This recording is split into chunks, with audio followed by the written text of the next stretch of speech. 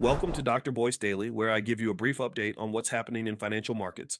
I am Dr. Boyce Watkins. Today we're talking about a major technological leap. Driverless taxis are now available in San Francisco. These autonomous vehicles, operated by companies like Waymo and Cruise, are set to revolutionize urban transportation. Here are some stats. The autonomous vehicle market is projected to reach $556 billion by 2026.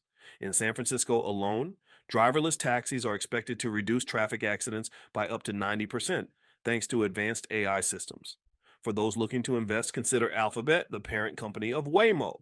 Alphabet stock, Google, is positioned to benefit significantly from this technological advancement. They're at the forefront of the driverless car industry, and as adoption grows, so will their market share. Driverless taxis promise safer roads and reduced transportation costs, but they also raise concerns about job displacement and infrastructure readiness. However, for savvy investors, this is a golden opportunity. Stay informed and stay ahead in this rapidly changing market. For more financial insights and strategies, visit boycewatkins.com. And to get a free list of my favorite AI stocks, text the word stock to 87948. Stay informed and stay ahead. See you next time.